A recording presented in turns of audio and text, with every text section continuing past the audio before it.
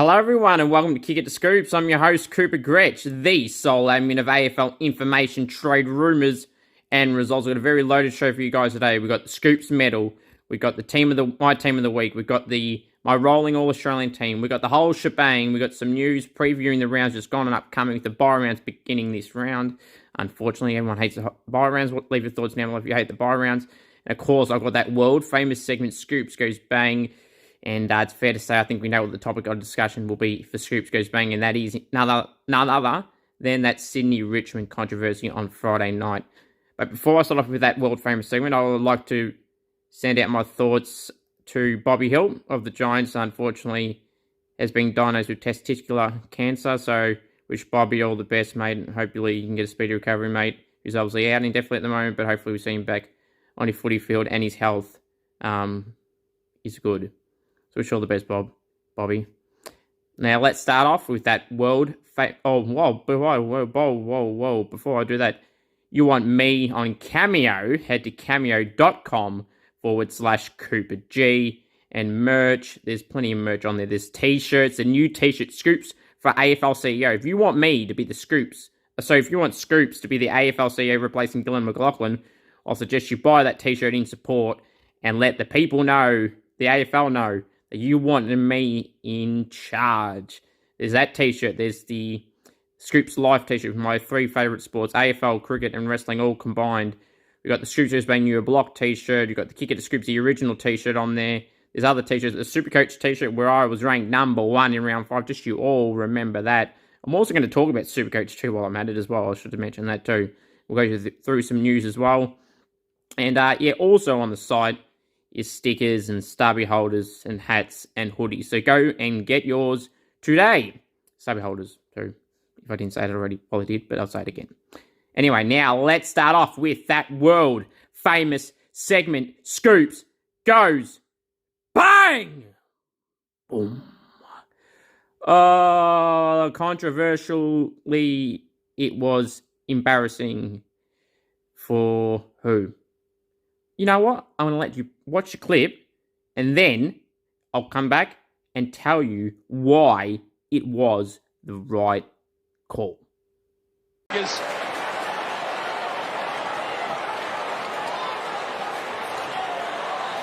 a game.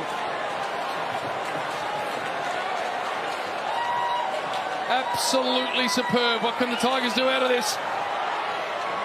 It gets to the back, and Prestia, I thought he was held.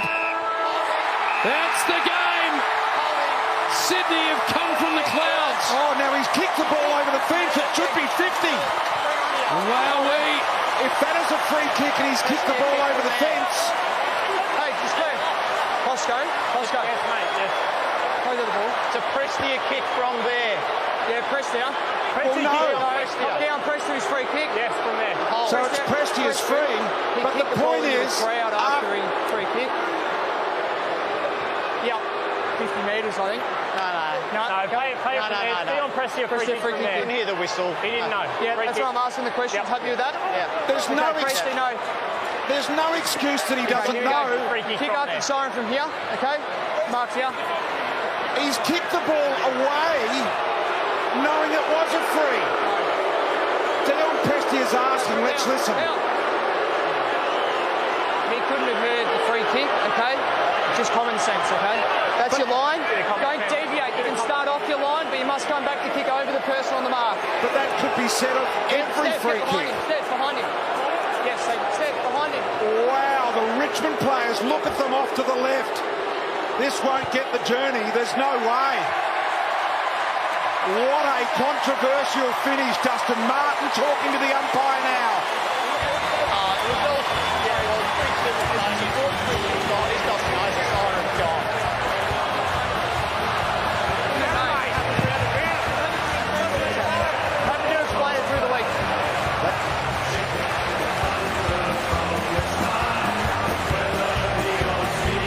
Well, the Sydney Swans have got up.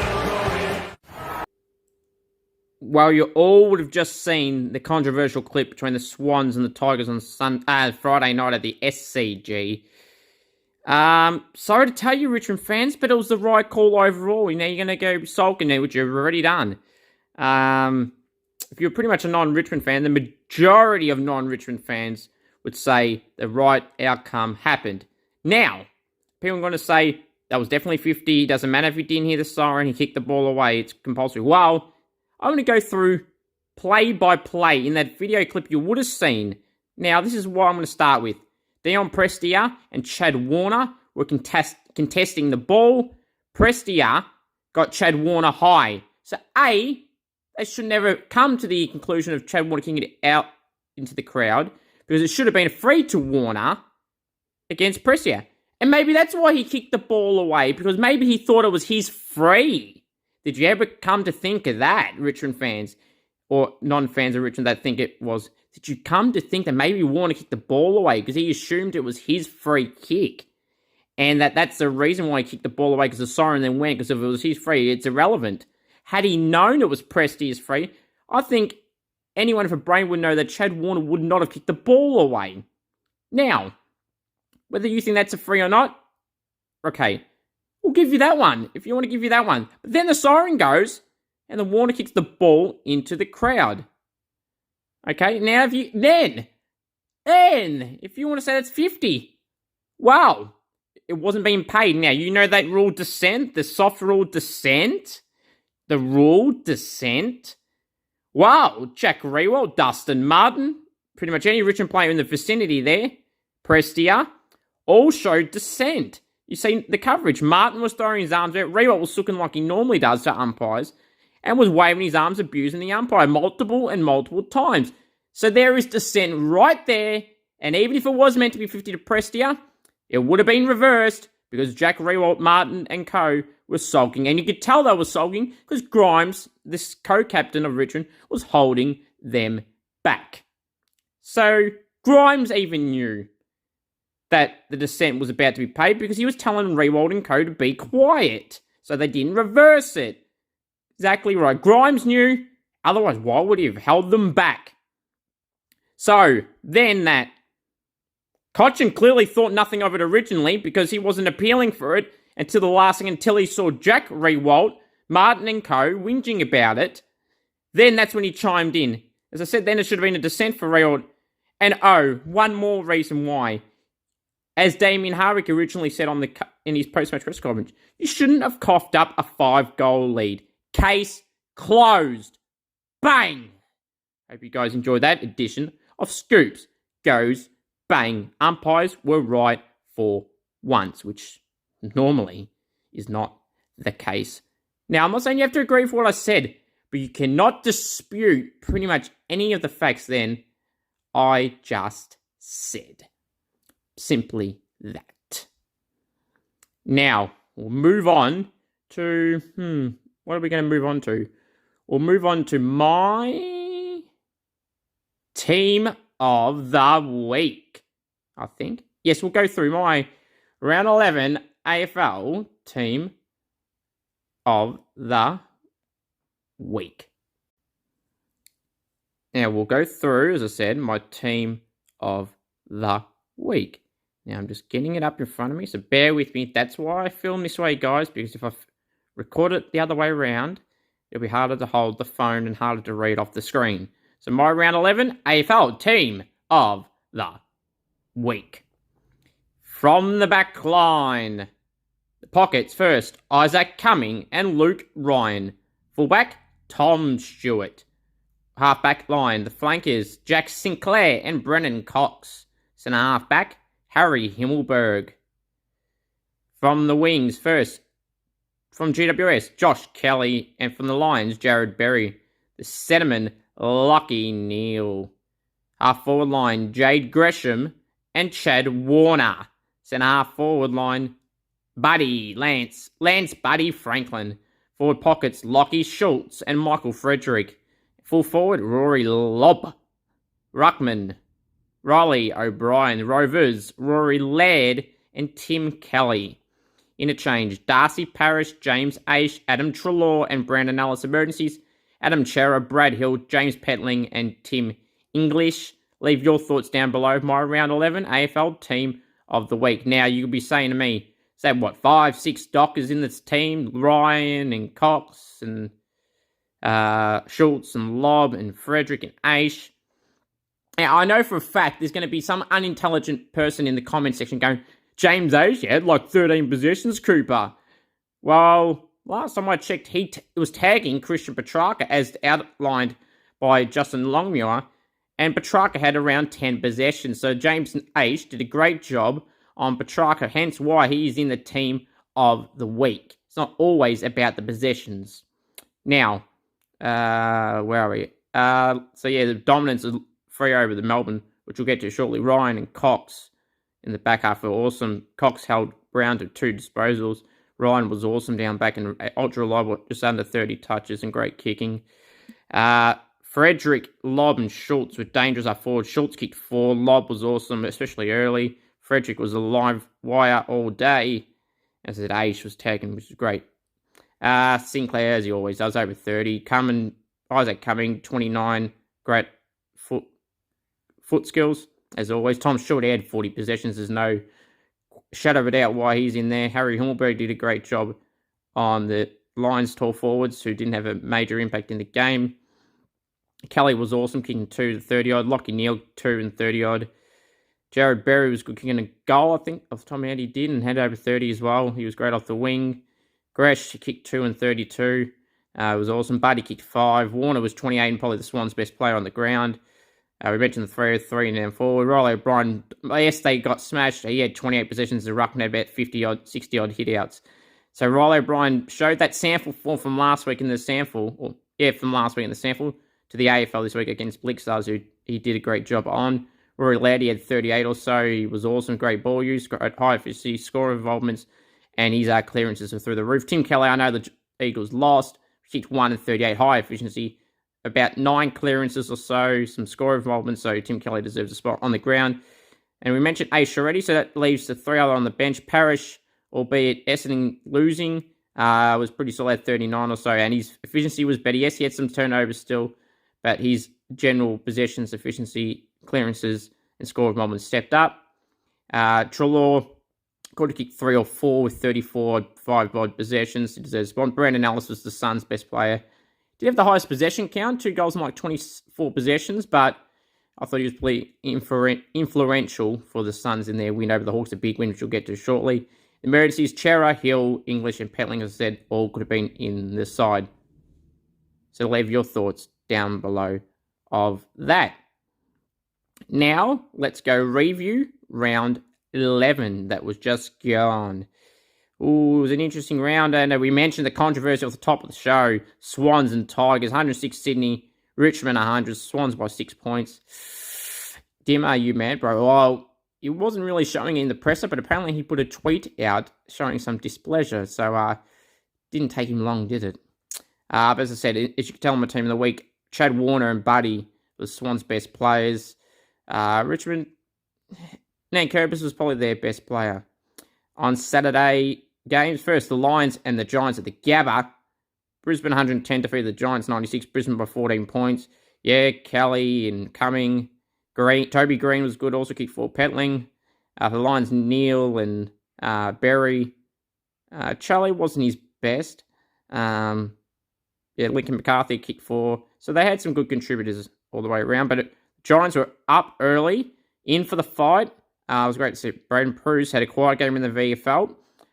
So wonder if they bring him in for Flynn, or they play both next week, or take Flynn out and just put Pruce back in. But they got the bye this week, but we'll get to that later. Geelong and Adelaide. Adelaide, to their credit, they had a lot of... they were winning the contested possession and clearances in the middle. I think it was plus 20 at one point, the coverage said. So, the Adelaide were in for it. As I said, Keys was great. He had around 30.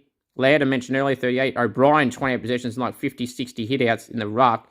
They were dominant in the midfield. They couldn't get on the scoreboard as much.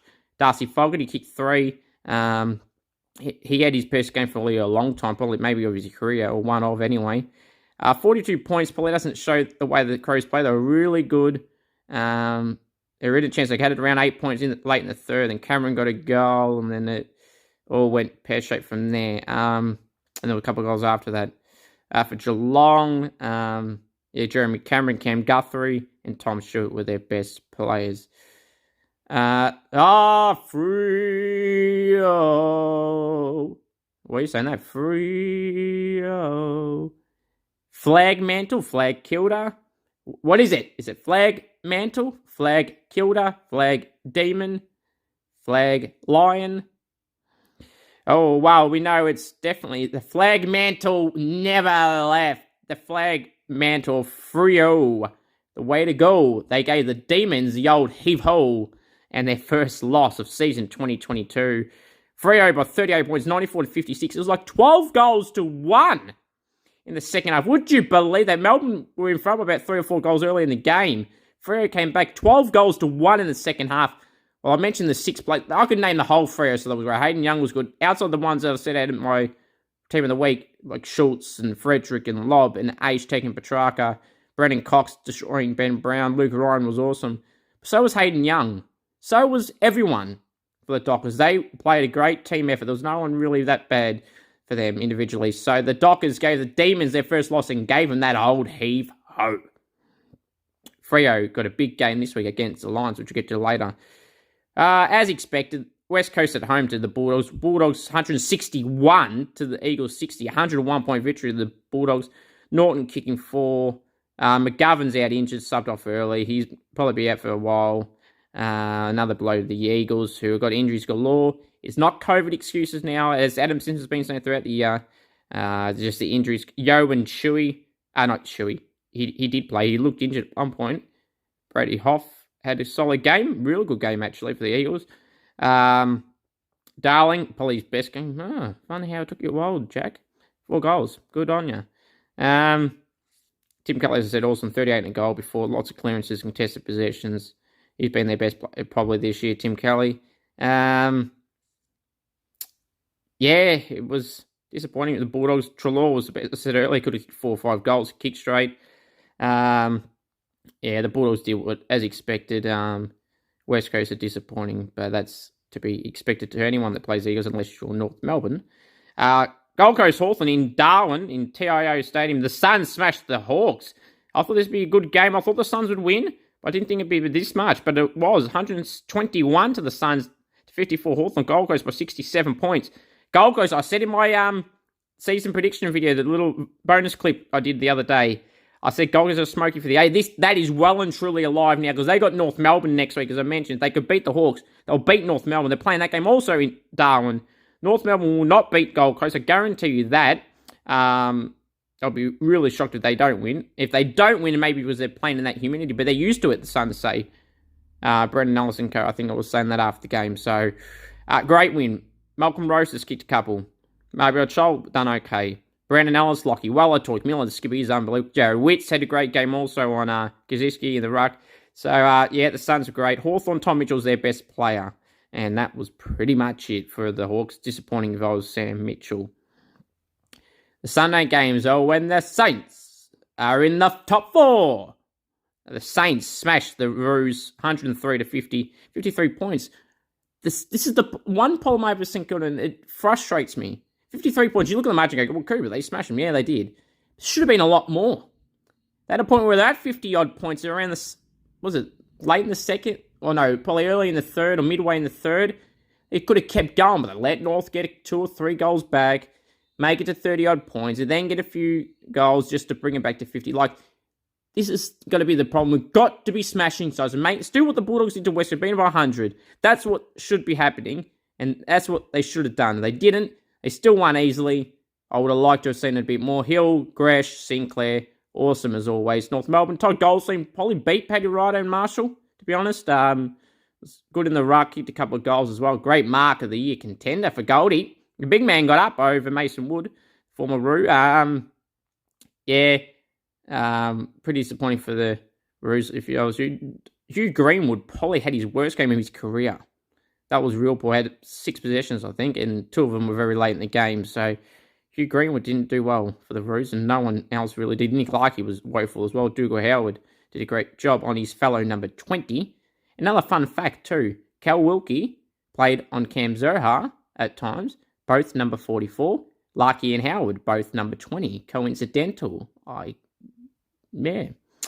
Anyway, the Pies and the Blues. Collingwood 79 defeated the Blues 75. Collingwood by 4 points. There are tribals these two sides. They hate each other. The Pies, Mason Cox. Some important moments in the game. Kicked a goal. Didn't think he'd play this week, some people were saying. And he even doubted on the radio after the game that he was confident if he got through the main transition on Friday, I think he said it was, or Thursday, that it should be okay. He got through, played okay.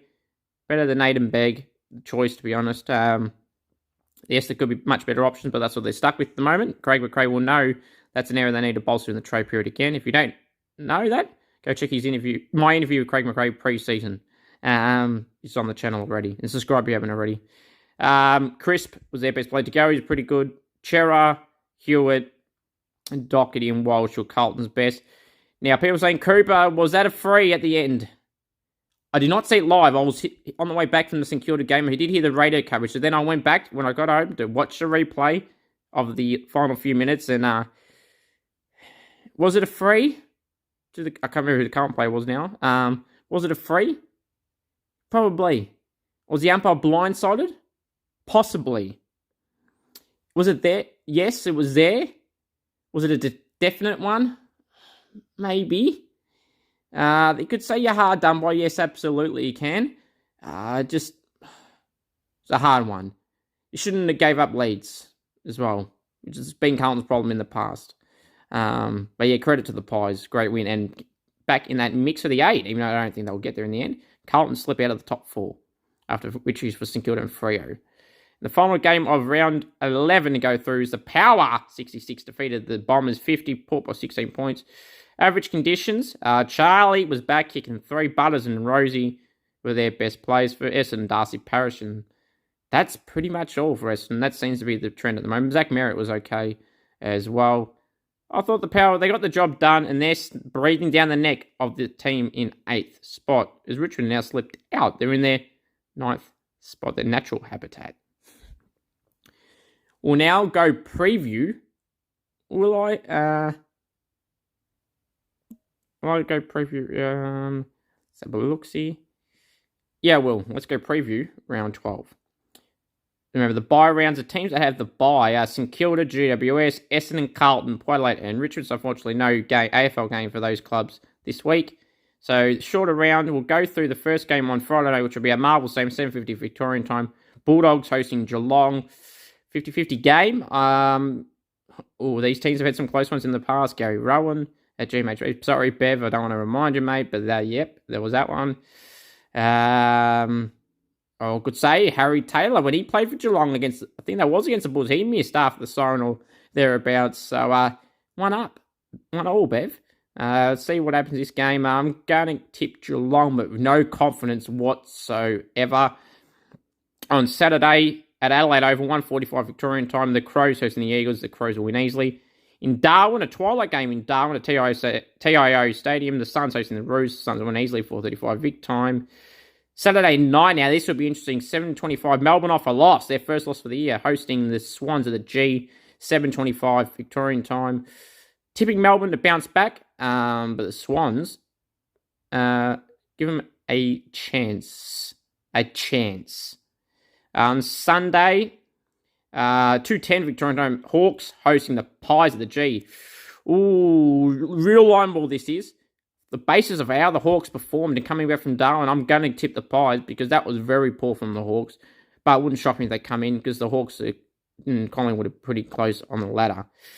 Final game for round 12, the bye rounds. I hate bye rounds. The Power. They're not playing you full. The Dockers versus the Lions. Now, this is going to be a great clash. 5:20 Victorian time in Perth. Freo hosting the Lions. Ooh, Freo beat Melbourne. Brisbane just beat GWS. It's in Perth. I'll tip the... Oh, God. What's the weather going to be like in Perth? This game. I'm going to the... Oh, God. I'll go the Lions. Going to go the Brisbane Lions. Now, we're going to go through... what are we going to go through? I'm going to go through the Scoops medal from round 11. Let's go through it right now. Here we go. Going to reenact it like Gillum McLaughlin. Round 11. St Kilda v... Oh, you fool. Start again. Scoops medal. Round 11 votes. Round 11. Sydney v Richmond. Sydney, Al Parker, 1 vote. Sydney, Al Franklin, 2 votes. Sydney, C. Warner, 3 votes. Brisbane v GWS. GWS, J. Kelly, 1 vote. Brisbane, J. Berry, 2 votes. Brisbane, Al Neal, 3 votes. Geelong v Adelaide. Adelaide, R. O'Brien, 1 vote. Geelong, T. Stewart, 2 votes. Adelaide, R. Laird, 3 votes. Melbourne v Fremantle. Fremantle, Al Schultz, 1 vote. Fremantle, Al Lobb, 2 votes. Fremantle, Al Ryan, 3 votes. Gold Coast v Hawthorn. Gold Coast, Al Weller, 1 vote. Gold Coast, T Miller, 2 votes. Gold Coast, B Ellis, 3 votes. West Coast v Western Bulldogs. Western Bulldogs, J Dunkley, 1 vote. West Coast, T Kelly, 2 votes. Western Bulldogs, A Trelaw, 3 votes. St Kilda v North Melbourne. St Kilda, B Hill, 1 vote. St Kilda, J Gresham, 2 votes. St Kilda, J Sinclair, 3 votes. Carlton v Collingwood. Carlton, S Walsh, 1 vote. Collingwood, J Crisp, 2 votes. Carlton, A Chera, 3 votes. Port Adelaide v Essendon. Port Adelaide, Z Butters, 1 vote. Port Adelaide, C Rosie, 2 votes. Essendon, D Parrish, 3 votes. Now the leaderboard after round 11 is heating up. In equal third on 12 votes is Clayton Oliver and Christian Petrarchi. In second place on 13 votes is Travis Boak. And equal first, we've got Paddy Cripps, Jackson McRae, but they've now got an extra equal leader with them. Joining them on 15 votes is the Brisbane Lions former Brownlow medalist superstar Lucky Neal. 3 guys on 15, Boak on 13, 2 guys on 12. And there's a fair few on 11, 10 and 9. So this race is heating up. The Scoops medal at some point, probably after the bye rounds, I'm going to stop publicly posting these on the show and my page. And then probably from the first non-bye round after the byes and onwards, at the end of the year, in the bye round between round 23 and round 1 of the finals, I will then have my Scoops medal, long edition like the Brownlow, but the Scoops medal, because Scoops medal is where it at. Will it be back-to-back Jack McRae? Or back-to-back if you want to count the final series, which you do count it, but it's a bit easier to win it that way. You just need to have a couple of games, or even one sometimes. But in saying that, could Jack McRae win it again? He's equal leader at the moment with Lockie Neal and Paddy Cripps. Paddy Cripps have some pretty quiet games lately. Boak, albeit second, is polled real early and hasn't polled for a while, or many games for a while. So leave your thoughts down below. My votes for the Scoops medal for round 11. Now, I'm going to go through my SuperCoach talk. Top 5% I am again. This round I scored 2,467. Yeah, that was top 8% for the round. Shows how many high scores. If I had nailed my captain, I had it on Jack McRae.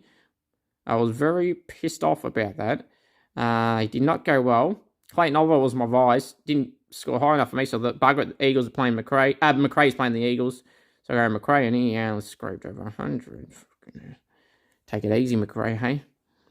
But trades in that I brought in last week. Jacob Weir, I ended up bringing in, not Luke Cleary, because Luke Cleary didn't play freaking Beveridge. So yeah, Jacob Weir was in instead of Luke Cleary. So my other 2 ins, Tom Shield, 174, was awesome. And Trelaw, 109, if that was Bonapelli's possessions and stats, he would have got 160. But anyway, 2,467, I was pretty happy with that. So I'm going to plan, there's the buy rounds for this week, next week, and the following week. No trades this round, no trades. I'll probably be playing with 16 this round. Remember, it's top 18, guys, not your full team. It's a top 18. You can have 19, but then the top 18 players' scores you will get. So, no trades this week, simply because my solid advice, I've won the round before. I know what I'm talking about. And you don't have to win the round to know what you're talking about, but I'm in the top 5% every year. So, it's plain and simple, guys. Don't trade this week. Even if you're chasing points, Don't trade this round. Because no matter who you bring in, they're going to have the bye next week or the round after. Don't trade at all. What's the point? Think about it for a minute. You're like, oh yeah, this strategy I want to do. Yeah, I might want to do some strategies too, but that strategy will be impacted the next 2 rounds because whoever you brought in this week will have a bye next week or the week after, or could be injured, and then you'll be doing more trades or you get more forced moves.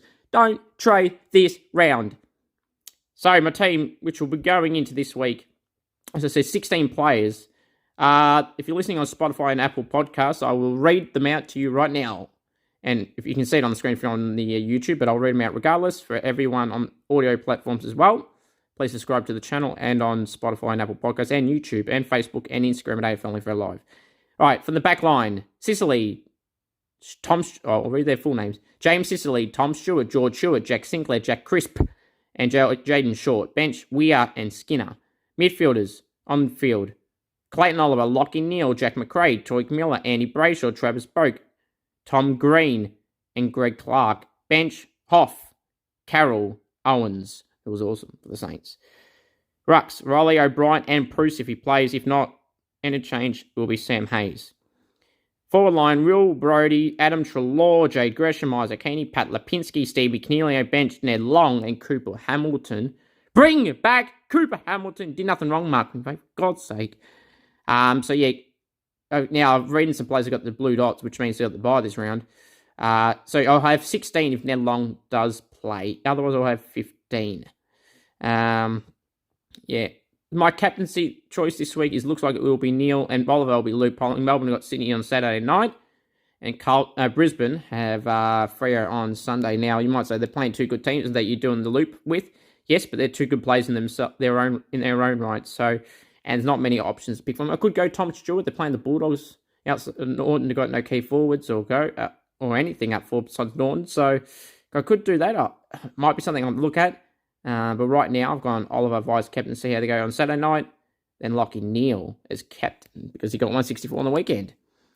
I could look at McRae as a vice captain option, but I'm not going to. Troy Miller, I could do the same. They doesn't seem to score well in those venues. Most people, it was Brent Ellis probably had the most possessions, and I think, or Tom Mitchell had 29, and that was it. And the next best was 27, and then 24s and that 25. So. Yeah, I'm not going to go Miller, I don't think, this round. Riley O'Brien was great. Thankfully, I didn't have to train him. 175, and he's going to keep going up in price. Jared Witts, I did want for O'Brien, but I was forced not to do it in the last few weeks. Luckily, I did not have to worry about that. Now, let's move on. So, any SuperCoach advice you want, send me a question on Facebook at AFL Information, Trade Rooms Results, or Instagram at AFL Info Live. Now, I'm going to go through some news. Buddy Franklin, the Swans are appealing that 1 week suspension on Cochin. I don't know if you guys seen an angle, please send it to me on Facebook or Instagram or on my email at aflinfolive@gmail.com. I never saw the angle where Buddy struck him. You could see him, but like the camera was blocking the force. Maybe it was intentional because it's Buddy. But did he clear? They're going to appeal it, and then we'll get more advice on that tomorrow night on how that's operating. So, interesting, wait and see.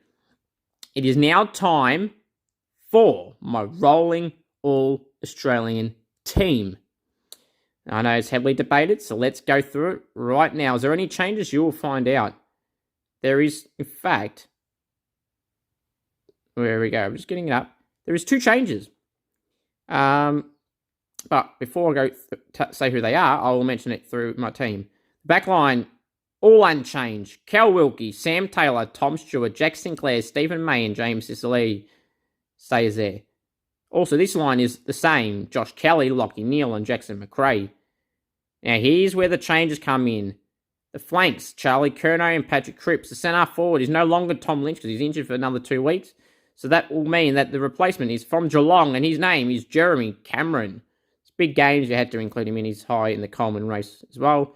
Forward pockets haven't changed. Charlie Cameron, Zach Bailey, full forward. Maxie Winks King from the Saints kicked 3 on the weekend. He is remaining a full forward. Ruckman and Robers remain the same. Jared Witts, Clayton Oliver, and Andy Brayshaw.